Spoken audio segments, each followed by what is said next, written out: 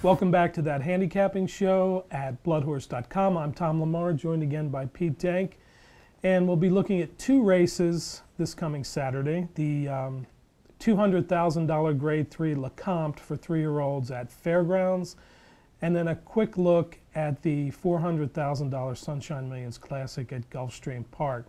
The LeComte, of course, is for 3-year-olds at 1 mile and 70 yards. And the good news is it looks like the weather in New Orleans will be pretty good for the next 3 or 4 days. So expect dry conditions and some sunshine and probably a fast track, which hopefully will make this a little bit easier to handicap. Interesting field, Pete. Not a whole lot of, like really strong standout type horses in this race, but it is early on the trails. So what do you think about this one? I like this race. I think there's some promising horses in it.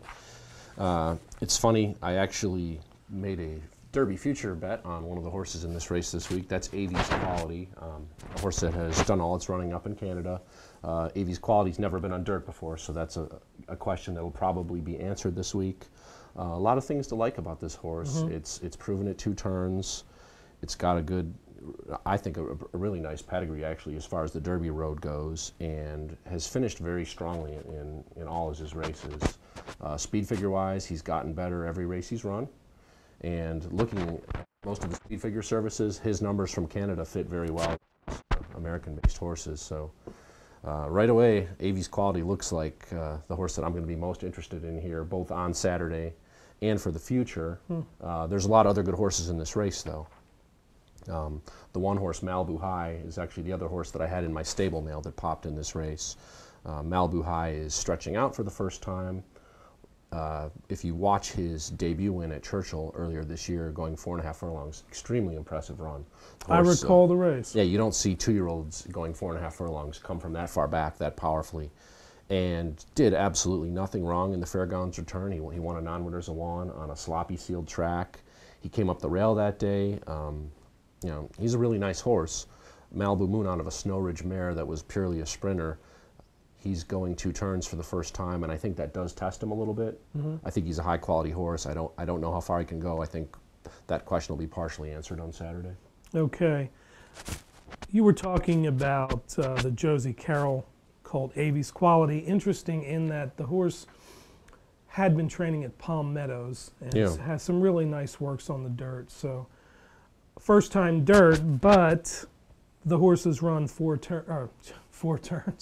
2 turns in all 4 of his starts. So we know that the horse can get the distance, and most likely dirt too. What kind of price are you looking at on this horse in this race, do you think? I mean, I actually don't know what he's going to be, because there are other horses in here that make sense and should take money. This time of the year, especially on the Derby trail, the horses that are known to the public can often get overbet. I don't know if Avies Quality is known to the public. If this horse were 4 to 1, I'm running to the window. Okay, interesting. All right. The horse that I'm looking at to play is Fear the Kitten, claimed for $40,000 at Keeneland in October. Broke his maiden that day at first asking. Came back and won an allowance race, 1 turn mile on the dirt at Churchill Downs. Was able to keep up through fairly quick fractions, won that race, and then ran a decent closing 5th in the Kentucky Jockey Club, which was run by Uncaptured, trained by Mike Maker. The horse had been at Gulfstream, training with Maker String there, but he did ship the colt in to Fairgrounds for a 5-furlong work that was okay, 101 and 4. At least he had a workout over the track. He's never raced at Fairgrounds before, so I'm going to give him a shot. The wild card for me, and I'm not sure what to do with, is Circle Unbroken, who hasn't raced since the Mountaineer Juvenile last August. Never been 2 turns, but really has been training well and steadily at Fairgrounds for Gary Sims. Broken Val out of a Donerail Court mare. I would think, on paper anyway, that he should be able to get a distance. I just need to see one with Circle Unbroken. I agree. I mean, he was a fast early 2-year-old, but this is his first race since August. My opinion is make this horse prove it going 2 turns. That's what I'm going to do. Yeah, and I like your pick, Fear the Kitten. Watching the Kentucky Jockey Club, last time he was 5th there, that horse got shuffled early. although Kitten's Joys are often stretch runners, this horse does not need to be as far back as he was in that race. He should be closer here. And I actually think he gets a good trip. There's a ton of speed in here. He's got an inside post. He's a win contender. For me, I think going first time for Mike Maker is always a potential improvement play. And I think that's the best angle on this horse, that he could maybe do even better than his 2-year-old form. Okay, all right. Should be an interesting race. Once again, the LeComte, 1 mile and 70 yards at Fairgrounds. Quick look at the Florida Sunshine Millions Classic, $400,000 mile and eighth. They are Florida breds, but of course we have a couple nationally known horses in this race. Mucho Macho Man returns, as does Ron the Greek. Short field of 7. Pete and I discussed it. We think it's a chalk fest, but yeah, I don't think... Is that enough said in this race, or well, I don't know. I do. I want to talk about Ron the Greek a little bit. He was one of my favorite horses last year. I don't think he had any chance at all in the Breeders' Cup Classic. My plan to cash in on him at the end of the year was completely ruined by a speed bias surface at the Breeders' Cup.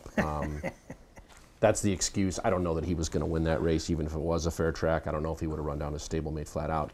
But I do think Ron the Greek's a really nice horse. He was second in this race last year behind Mucho Macho Man, and kind of ran in a regular race. You know, he fell back and re-rallied. So I do think Ron the Greek is fast enough to win this race. Interestingly, Mucho Macho Man goes blinkers on here. And, you know, following Mucho Macho Man for his whole career, I thought early in his 3-year-old year, when they took the blinkers off of him, he actually took a big step forward. So I don't like the blinkers on move for Mucho Macho Man. He's a fast horse. You know, who knows? He just might be too fast to catch on this track. But that's enough. You know, my past like for Ron the Greek, and then the blinkers on of Mucho Macho Man and some other speed in this race is enough for me to consider betting Ron the Greek. I think it's mostly a watch race, though. Okay, me too. So those are the 2 races for this coming Saturday, and that is this edition of That Handicapping Show. And once again, we thank Brisnet.com for the past performances. For Pete, I'm Tom. We'll see you next time.